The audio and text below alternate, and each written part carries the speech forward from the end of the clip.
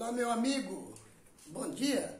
É um prazer sempre imenso a gente poder estar compartilhando a palavra de Deus. E nesta manhã eu gostaria de compartilhar com você um texto que eu amo muito, a palavra de Deus, tá certo?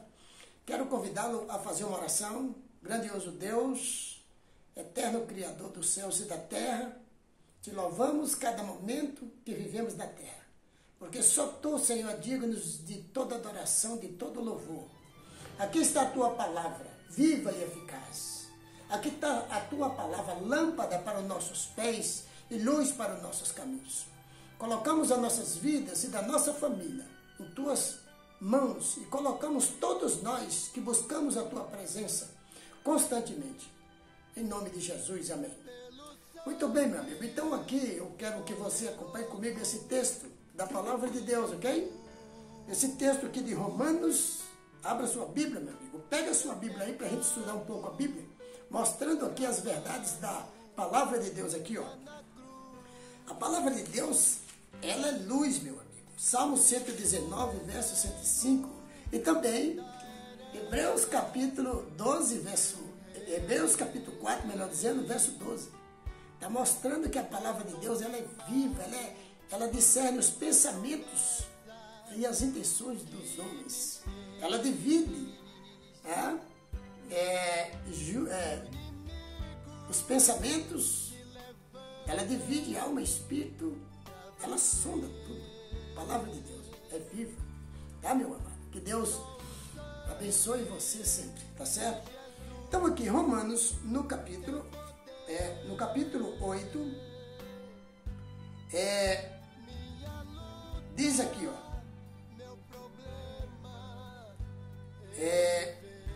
verso 27, certo? Ok? Diz aqui, ó. E aquele que sonda os corações conhece a intenção do Espírito. Porque o Espírito intercede pelos santos de acordo com a vontade de Deus. O Espírito intercede pelos santos de acordo com a vontade de Deus. Aqui nós temos um trecho para explicar nesse versículo, mas o próximo versículo diz o seguinte: sabemos que Deus age em todas as coisas para o bem daqueles que amam a Deus. Sabemos que Deus age em todas as coisas para o bem daqueles que amam a Deus. E diz aqui, ó, dos que foram chamados de acordo com o seu propósito. Aqui nós estamos vendo duas coisas. Aqui no primeiro versículo citou a vontade de Deus, não foi verdade? Aqui no segundo versículo já está citando os que foram chamados segundo o seu propósito. Qual é, meu amigo, a vontade de Deus para mim e para você? Qual é, meu amigo, o propósito de Deus para mim e para você? Duas coisas, grave aí. Depois vem aqui o verso 29. Pois aqueles que de antemão conheceu, também os predestinou para serem conforme a imagem do seu Filho, a fim de que aquele que foi chamado, seja de acordo com a imagem do seu Filho, a fim de que ele seja o primogênito, o Filho, seja o primogênito, o primeiro, entre muitos irmãos, mas que aquele que foi chamado, segundo o propósito de Deus, segundo a vontade de Deus, ele se torne um co-irmão de Jesus. Ele se torne aqui, como diz aqui, ó,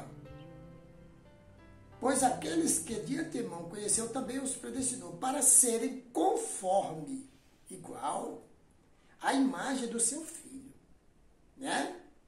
A fim de que este filho de Deus seja o primogênito, o primeiro entre muitos irmãos. Então Jesus, ele é o nosso irmão mais velho.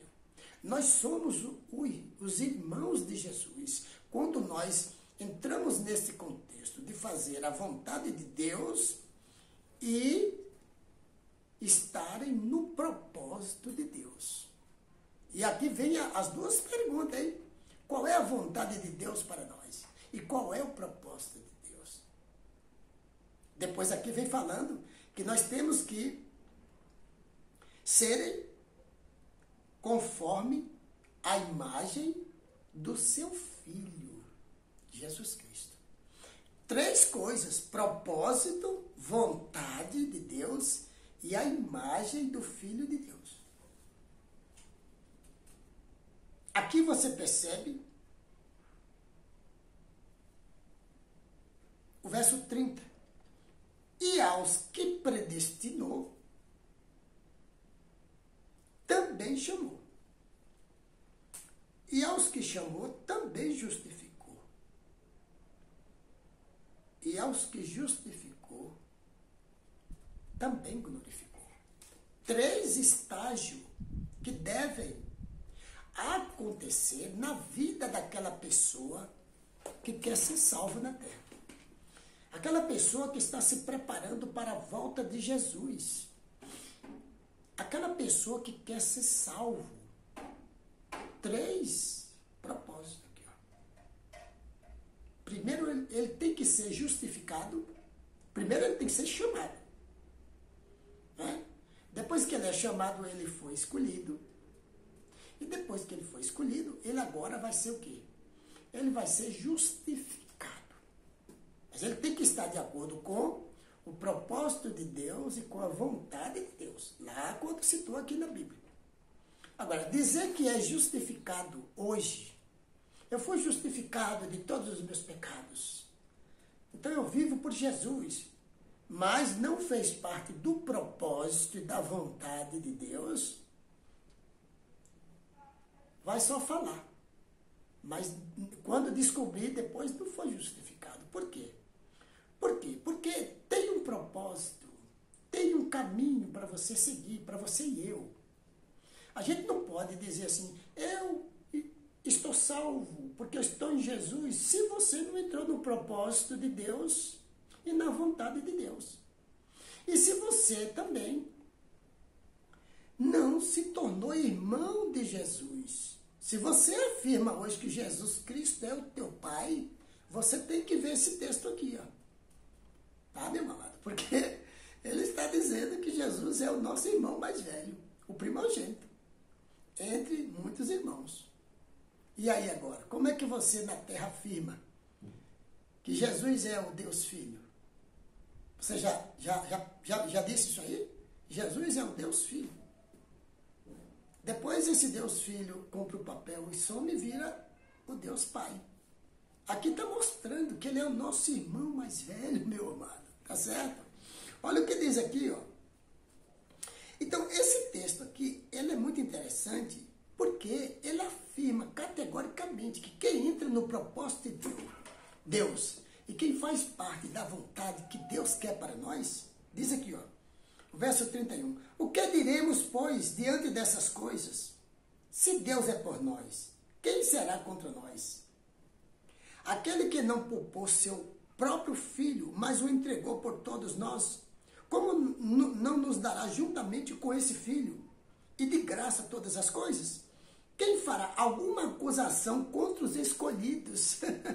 Contra os escolhidos de Deus? É Deus quem os justifica, por meio de Jesus, do sacrifício dele. Diz aqui, ó. Quem os condenará? O verso 34.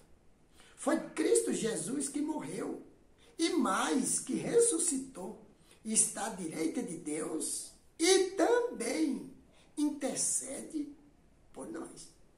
Tá vendo? Quem é que intercede por nós? Aí as pessoas afirmam aqui, porque o verso 27, voltando aqui ao verso 27, aqui, ó.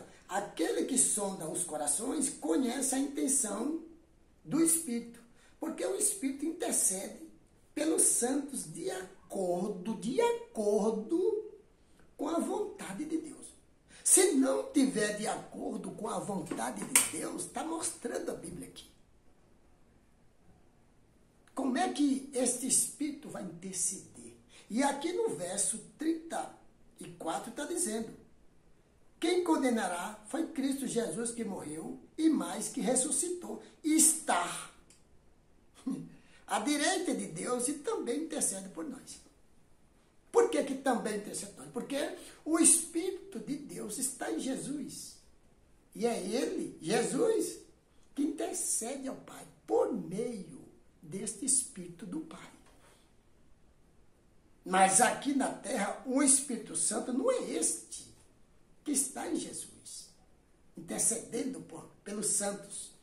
Aqui na terra, o Espírito Santo é o Deus Espírito Santo, é outra coisa. Então, essas coisas deu um nó na minha mente, tão grande que até hoje, quando eu vou mostrar a verdade da Bíblia, eu vejo a dificuldade que é, porque é uma coisa que interpretaram desta forma e colocou na mente das pessoas.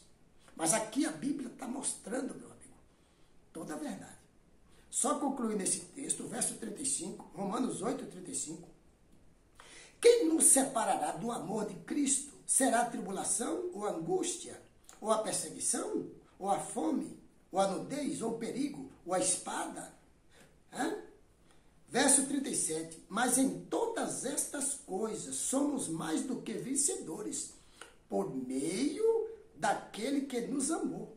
Pois estou convencido de que nem morte, nem vida, nem anjos, nem demônios, nem presente, nem o futuro, nem quaisquer poderes, nem altura, nem profundidade, nem qualquer outra coisa na criação será capaz de nos separar do amor de Deus que está em Cristo Jesus, nosso Senhor. Tá, meu amado? Que Deus te abençoe e te guarde. Que Ele continue iluminando a sua mente, mostrando para você o caminho da verdade. Tá? Que a porta é Jesus, João capítulo 10, verso 7 e verso 9. Eu sou a porta do aprisco. Se você, meu amigo, quer ser salvo, entra por Jesus. João 14, verso 6, ele diz: eu sou o caminho, eu sou a verdade e a vida. Tá, meu amado? Que Deus te abençoe. Que Deus dê para você sempre dias felizes na presença dele. Estude a Bíblia. Pegue a Bíblia, meu amigo. Acompanhe. Porque este é o dever de todos nós. Que Deus abençoe, te guarde e te proteja em nome de Jesus.